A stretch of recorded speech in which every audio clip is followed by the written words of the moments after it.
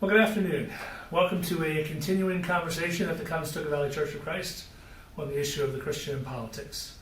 We engaged in this dialogue really a couple of months ago, back in February. We started having this conversation in light of the beginning of the primary season, looking toward the upcoming presidential election, and thought it would be a good time to go back and have some conversations that we had 4 years ago, talk about some issues, talk about politics in general, really ask some questions about how we look at things. Are we framing our political ideas through our Christian worldview, or are we doing it the other way around? Ask some questions about whether Christians should get involved in politics, whether we should even vote. These are things that people are asking, that people are talking about and having questions about. So we had some interesting discussion in some classes. We got through 5 weeks of material, and then we quarantined, and so I've been trying to go back and add to our YouTube files and put some of these classes out there for those who are interested. And so up till now, the only things I've posted have been sort of a refilming of and a re-editing of those classes for those who were not able to tune in initially, or it's been so long they didn't remember what we talked about. Today we'll mark the first, what we would call new material, things that we're going to talk about today we did not talk about in February, March, in group discussion in the auditorium. So this is not the ideal format for this, but we're blessed to have these electronic options, and we're going to make the best of this as we do with everything else. And we're going to give thanks that we're still able to connect in all of these ways.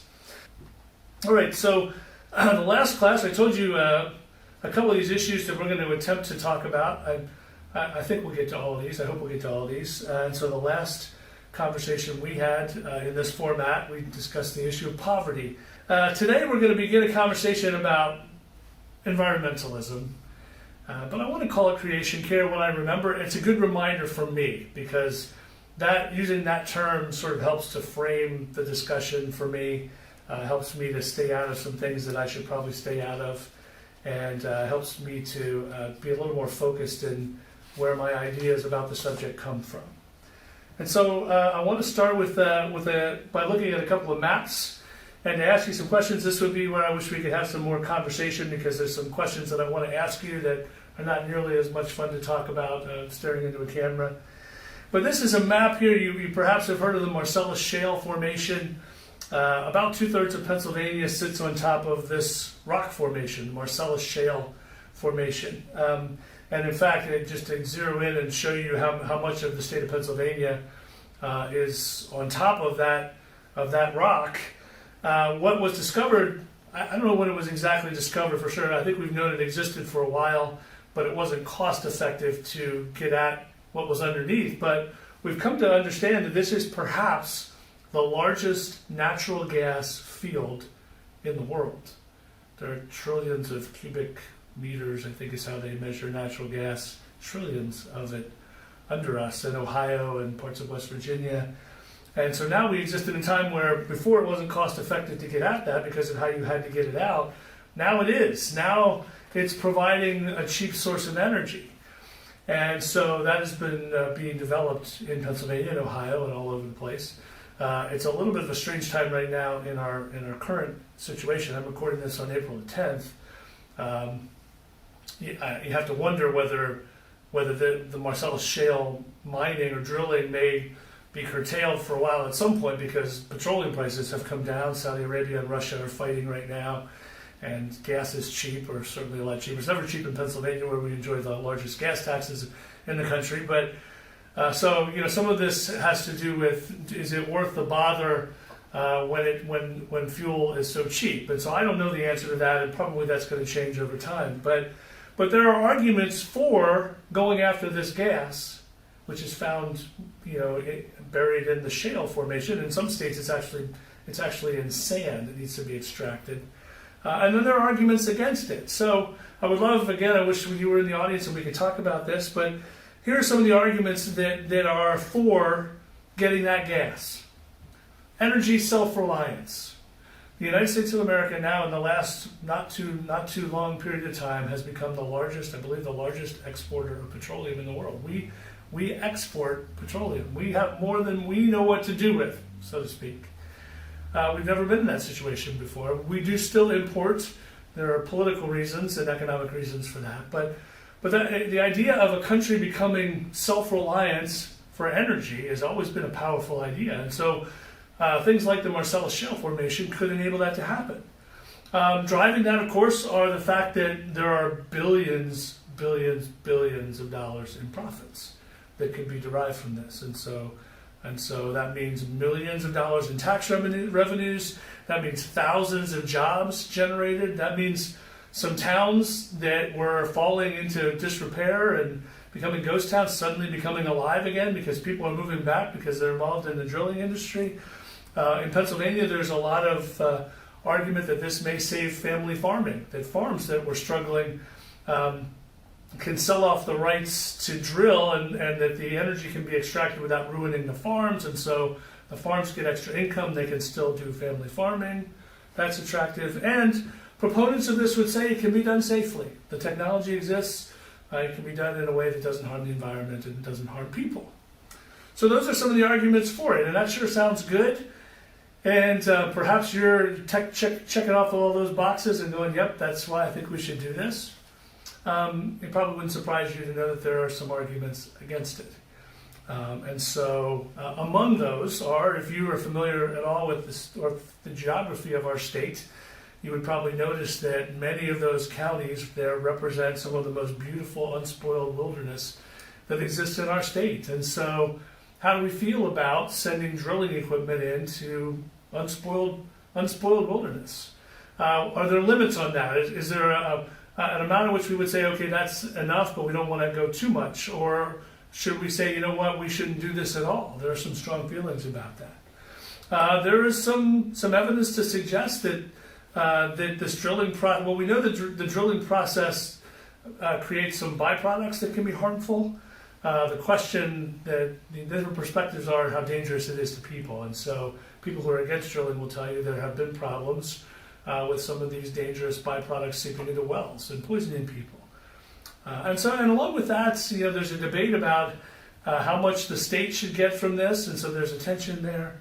And also really, let's just be frank, the track record of a lot of the companies historically who've gotten involved in exploiting natural resources, their track record of restoring the area, taking care of the area, often not very good. And so a lot of times a company will go in and they're just determined to milk all the profit that they can, and they don't really care about the side effects. And so those are some arguments against. And I think you could say some of those arguments on both sides people would generally agree with. Some of those arguments would be passionately disputed by people on different sides of the argument. And where I think that really matters is we need to understand that the micro question of what to do about the Marcellus Shale Formation and the macro question of what to do about environmental issues or creation care, these issues are complicated. There are issues that elicit a lot of passion from different perspectives.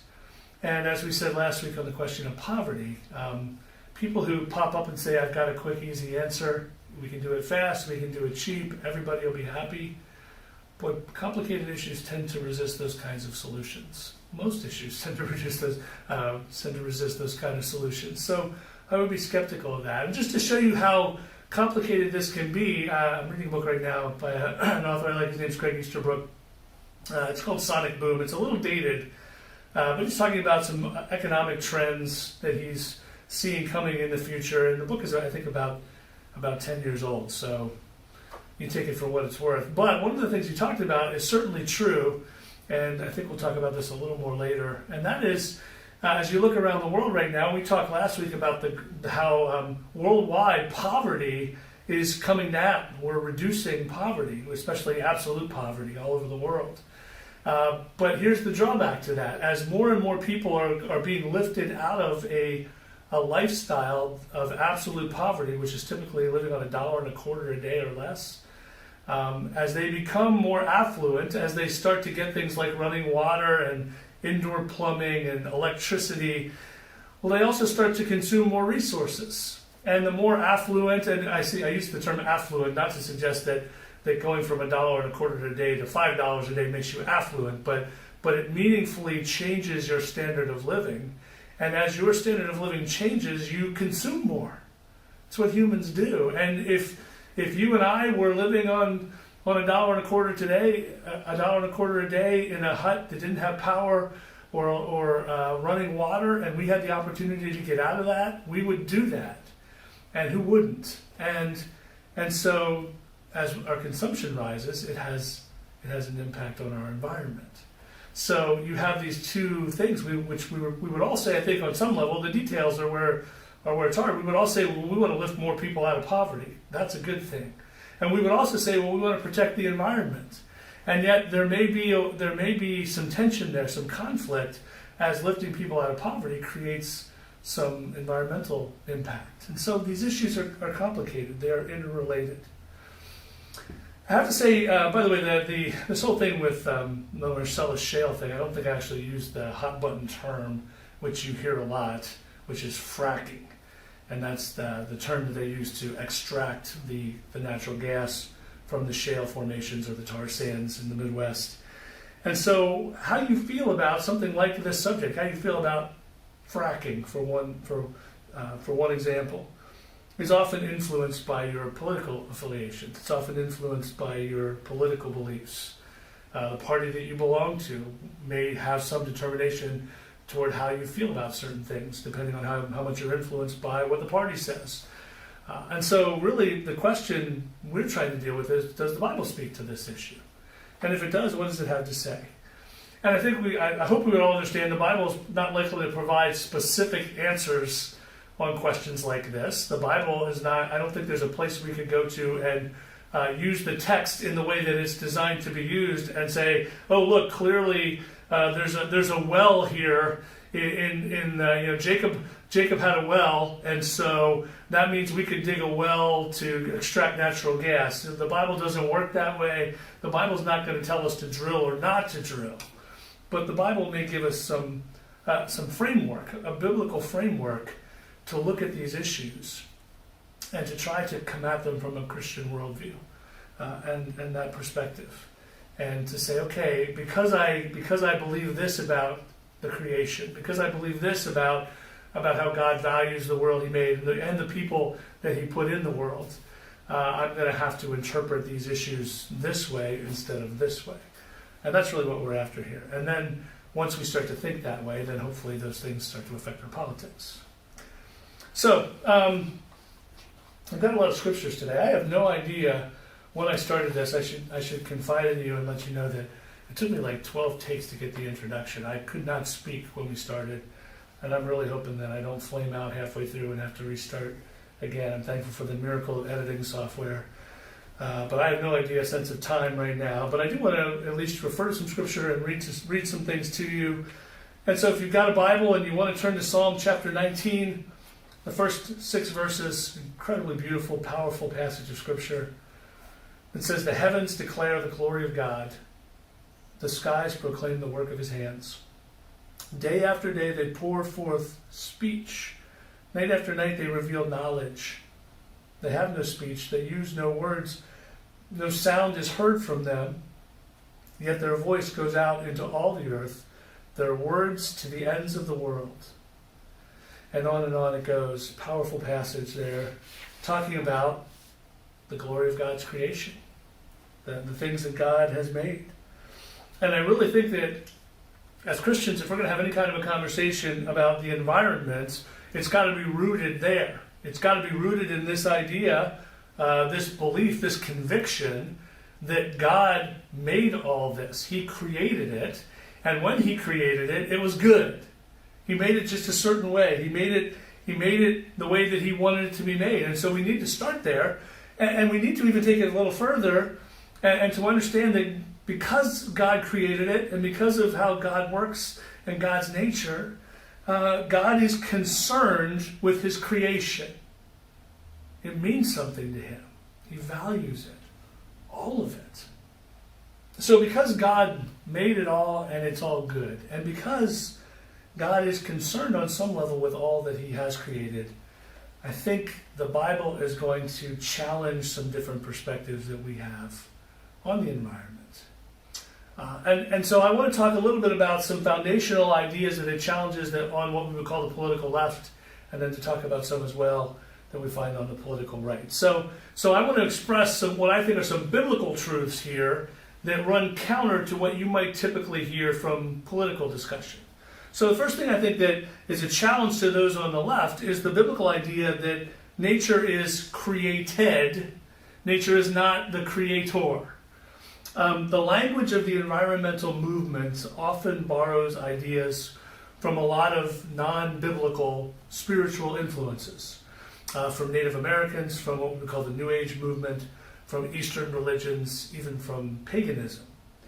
And those faiths, all one thing that they largely have in common is that they tend to view the earth as something more than just something that God created. They tend to view the earth as almost like a God itself.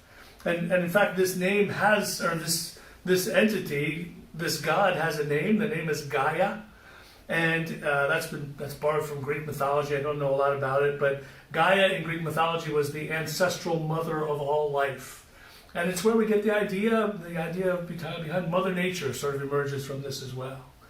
But then there are passages like we just read in Psalm 19, 1 and 2. The heavens declare the glory of God. The skies proclaim the work of his hands. And we're reminded, David says there that when we worship God, we don't do that. It's not just humans that are doing that. In a sense, he's saying, you don't even realize it, but all creation joins together and praises and worships God. Creation itself recognizes the deity of God. I don't know how that works. I accept it as coming from the Word of God, but I think it's incredibly important to point out that God is the creator, not nature. Nature is created, not the creator. It's also worth mentioning, and the left has some struggles with this sometimes, that the Bible says that man is actually the highest form, the greatest form of God's creation. That in fact not all forms of life are equal. And for this we look to Genesis chapter 1, starting down around verse 26. It's the account of creation of man when God says in verse 26, let us make mankind in our image. No other part of creation can be said to be made in the image of God. Let us make mankind in our image, in our likeness, so that they may rule over the fish in the sea and the birds in the sky, over the livestock and all the wild animals, and over all the creatures that move along the ground. That is a powerful testimony that there's something special about human beings. And so we'll talk more about what that shouldn't mean, but it is a part of this conversation, this idea, this notion that, as I hear sometimes from the more radical environmentalist movements, that there's all different levels, as with everything else. You hear every once in a while the idea that the earth would be so much better off if all the humans would just become extinct. Well, I think that's kind of crazy, but it's not biblical. God created this world in part for us. And so the notion that somehow we would be better off, that God would be happier or the world would be better off if humans all disappeared is just not, it certainly doesn't fit into God's plan of redemption. Let's just put it that way. I think it's also worth mentioning as we think about some of the things we hear on the left that are erroneous. The scriptures say that when the world is finally destroyed, and that is going to happen, it's going to be by God's hand and not by man's. And that doesn't mean we shouldn't care about nuclear war and things like that, or the environment. But 2 Peter chapter 3 says, the day of the Lord will come like a thief. The heavens will disappear with a roar, the elements will be destroyed by fire, and the earth and everything done in it will be laid bare. And that's going to be done by God. God is going to do that. And so, now we're talking about final destruction here. It is plain, I think it's plain, that man can do some damage to this old earth that we've been given, right? We can do some harm, and I would hope if you're listening to this, you would not dispute that. That we do have the capacity, and I guess man uniquely has the capacity to design things that could damage the way this world works, that could pursue goals that are incompatible with the health of our planet. We do have the ability to do that, but final destruction is going to be according to God's plan and God's timeline. And then the last thing, and I think this is really important, and if you lean to the left politically and you're going to get mad because I'm saying this to the left, hold on a second, because I'm going to say the same thing to the right. But it is important to reiterate that truth is really important when we have these conversations. There are points of contention in an issue as complicated as the environment that merit discussion, and unfortunately, the further out to the polar extremes people are pushed, the less likely they are to want to sit and listen and try to understand where other people are coming from. And so it's worth asking, let's see the evidence for climate change. I think that there is evidence, but we shouldn't just say, well, it's just a given fact just because we've read it in a newspaper. Some of the larger questions are, is this a cycle? We know that weather cycles. We know that there have been times in the past where the earth was much colder or much warmer, and so it's fair to ask, well, what might be happening now? Is it happening because of things we're doing, or is it just things that are happening because that's the way the world works?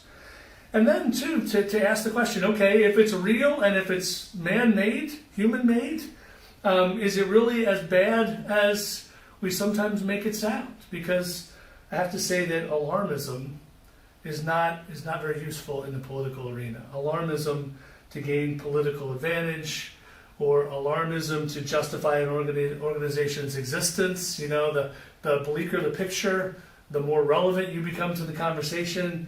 That is a common political tactic, and it's inherently dishonest. So I would throw that caution out there. And again, hold on, because we're going to come back and we're going to approach this from the right as well. And the reason we need to come back to that is because I think the right has some biblical issues to deal with as well.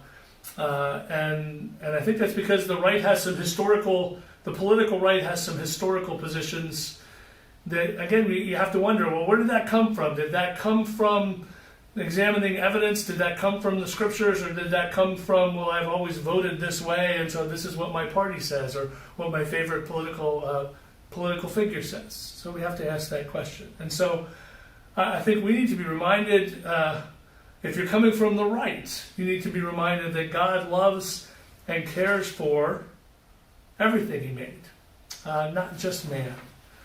And I would point you to Job chapter 39, verses 1 through 12, spectacular discussion between God and Job. And what we see in those two chapters really is 38 and 39 shows that God's joy in creation goes well beyond just the making of human beings. God revels in all of it. Verses 1 and 2 of Job 39, do you know when the mountain goats give birth? Do you watch when the doe bears her fawn? Do you count the months till they bear? Do you know the time that they give birth? And on he goes, talking with great love and affection for these animal species that many of us don't even give a thought to. And yet God cares about them because God made them. And so He doesn't just care about humans. He doesn't just love humans. We also need to ask this question: what is man's relationship to creation supposed to be? Because, creation, yes, it's for our use, we would argue, and that goes back to Genesis 1, but it's not, I don't think biblically we could ever argue that God has designed it for our exploitation, that God has given us creation so that we can abuse it. And it really is this conversation about stewardship. What does it mean to be stewards of something? And the earth, the environment, I believe, is another area in which as Christians we should say this is something God made, and He entrusted it to us as human beings. And as a follower of God, I should want to participate in taking care of it and seeing that it is respected as part of God's creation. And so Genesis chapter 1, there's a couple passages here that I want to read briefly. Genesis chapter 1, verse 28, and then I want to read Genesis chapter 2, verse 15. And to remind you that I think both of these passages really should be read in light of each other. So first, Genesis 1:28, God blessed them, Adam and Eve, and said to them, be fruitful and increase in number, fill the earth and subdue it. Rule over the fish in the sea and the birds in the sky and over every living creature that moves on the ground. But then he says later, the Lord God took the man and put him in the Garden of Eden to work it and take care of it. I think those are really, it's important again that we read those together.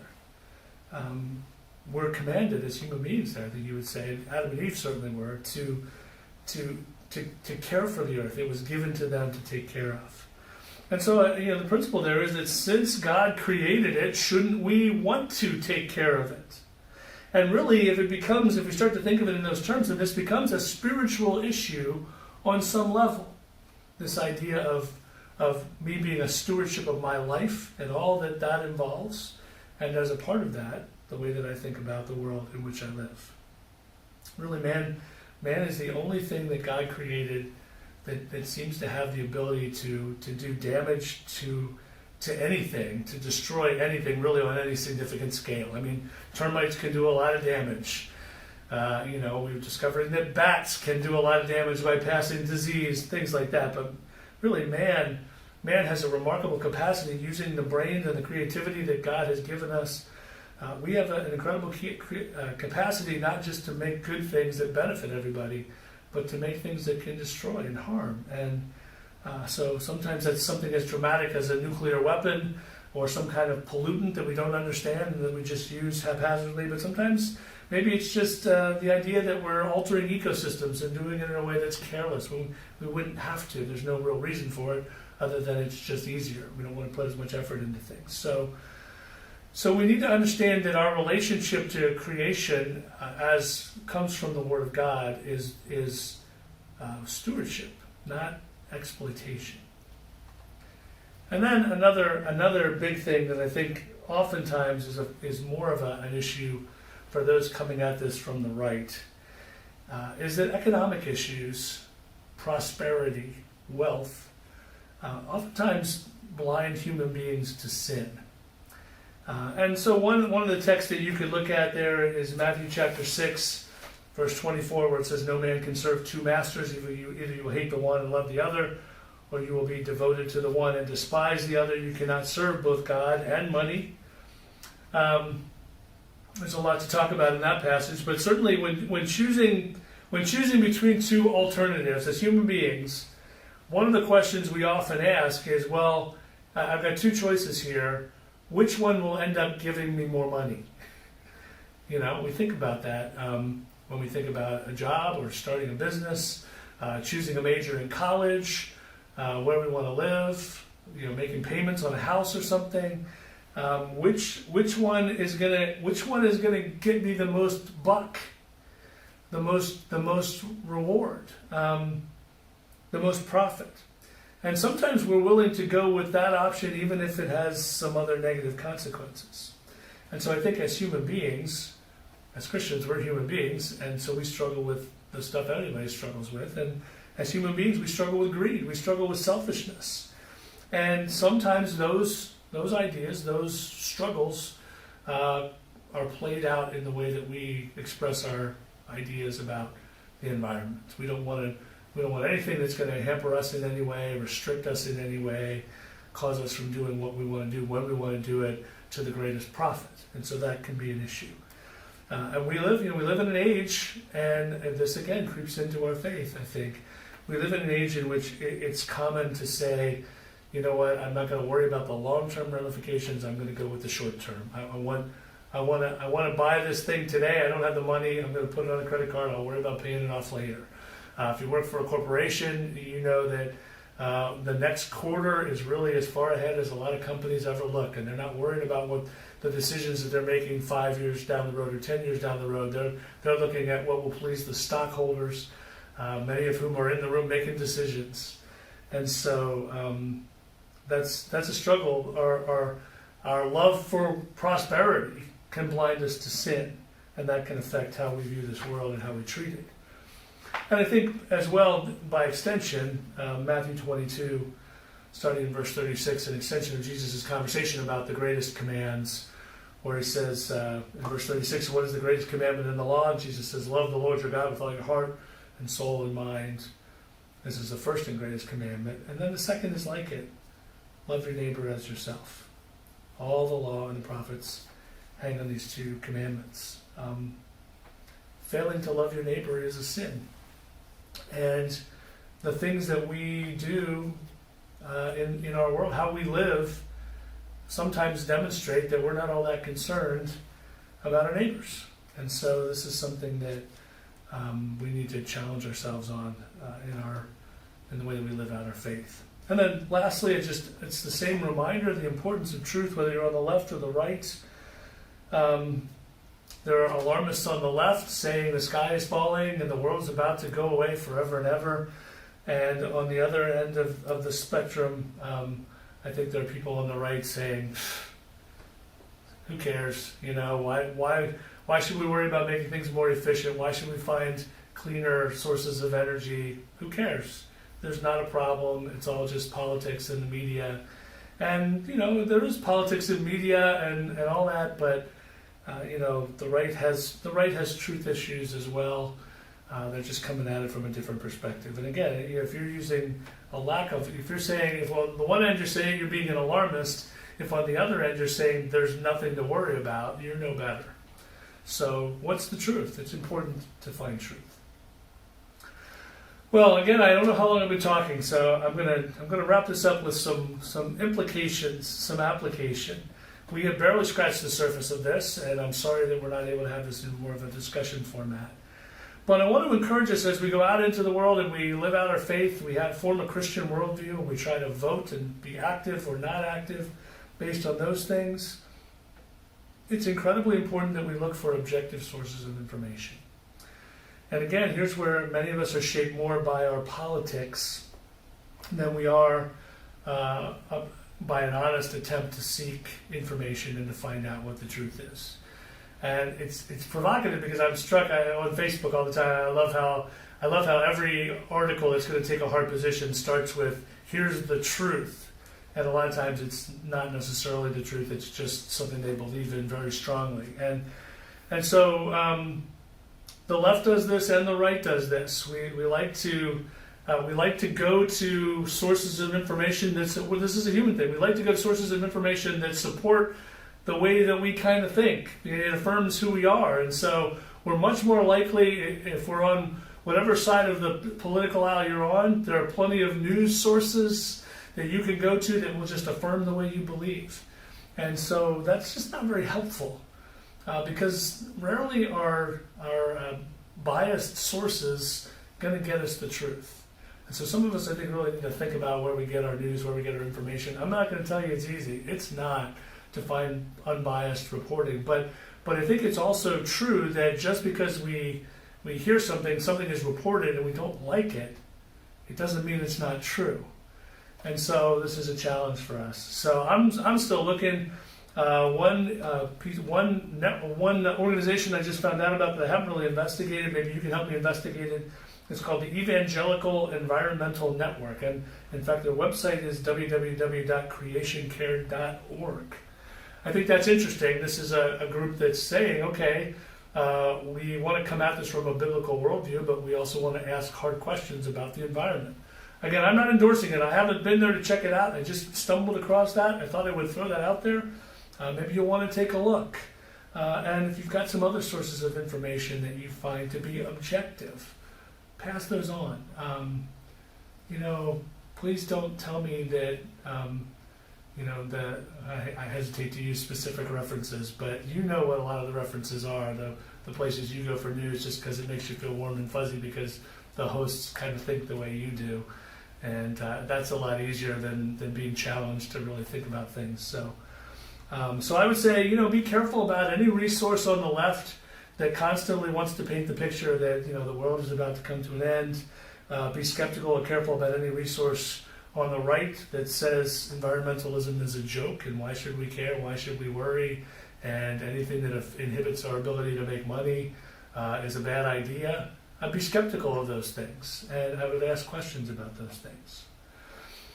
We need to understand again that these issues are interrelated. So let's not try to oversimplify because there's complications there. The environment, again, going back to the earlier example from that book I was telling you about, environmental destruction harms the poor to a much greater degree than it does the wealthy. Poor people are less able to deal with the repercussions, the consequences. But then there's, overregulation.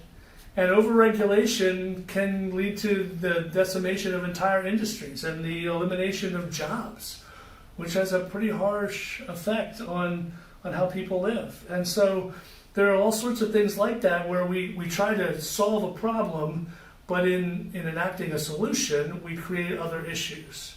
And so those are real and they need to be talked about because our actions can have far-reaching consequences and we can't always anticipate what those things are. But again, easy solutions probably are not going to solve anything. They generally just are pie in the sky. Third thing, look for candidates that are trying to find some practical solutions, that are trying to find solutions to real problems, but also understand that some of those things are going to involve compromise. It would be scary if one political party controlled every decision-making lever in the government. You would think that would be great if they were your party, but trust me, that's how dictatorships get started. And so as our system works, and it works better than most, it's designed so that to get what you want, you're never probably going to get it all. You've got to make some compromises. You've got to scale back and give a little bit to get what's best, or to get the best that's possible. And a lot of times democracy, the republic we live in, is about, well, what is the best possible solution? Not the best solution, but the best one we can actually do. And so what are some of those? Some environmental legislation hasn't been very successful. Some of it has been unduly harsh. And yet you get estimates like the government has estimated that the Clean Air Act has saved 350,000 lives just in a reduction of some lung-related diseases. Before the Clean Water Act, it was legal in our country to take sewage and chemicals and to just pump them into rivers and lakes. Who wants that? If you ever go to the lake or you go to the beach or wherever, the last thing you want is to feel like you're swimming in chemicals or sewage. We could argue that overall going from leaded gas to unleaded gas has been a really good thing, and that increasing mileage standards and efficiency standards have been positive in a lot of ways. And so those things can be good, but you're never going to get everything you want. And so sometimes raising efficiency standards may make it harder for car makers to do what they want to do. And so, but look for politicians who are willing to say, look, we may not be able to get this goal, but we could get to here if we're willing to make some compromises. And then I think, too, remember that being a good neighbor has far-reaching implications. And we live in a global society. We always did, we just didn't realize it. And as our capacity to do things on a grander scale have increased, the implications or the impact of what we do in our country, they reverberate around the world. And again, I hate to keep bringing up COVID-19, but we see how something that happens in a relatively small area can quickly spread and impact the entire world, and that can be for good or for bad. And so we need to understand this idea of being a good neighbor. It's got to be bigger than just the person who lives next door. I used to serve a number of years ago. I live in a condominium, and I was on my condo board for 4 or 5 years, and we spent the bulk of our time trying to make decisions. This is why you have a condo board. You want to make good decisions for your condo community. We had 166 units, I think. And so what are the rules and regulations we need to put in place so that this is a safe place, so that it looks nice, so that if you want to move out, that it's appealing for new buyers to come in, all that stuff. We spent all of our time talking about that. The funny thing is, up until a couple of years ago, Brian and Stephanie Rogers bought a new house a couple of years ago. They live close to the church now, but they used to live about a block up from me and right across the street from my condominium complex. They lived in a half of a duplex, and which was really nice until the day that after they left, a drunk driver veered off the road and actually plowed into their garage. So that's a story for another day. But they lived just across the street, spitting distance from our condo community, but never once in any of our meetings did we talk about, well, how are these decisions we're making here, how do they affect my friends across the street? How do they affect the neighbors over there? How do they affect the neighbors over there? We never had that conversation. Why? Because in our minds, technically, they were not a part of our community. When Jesus told the parable of the Good Samaritan, it clearly had implications for us, right?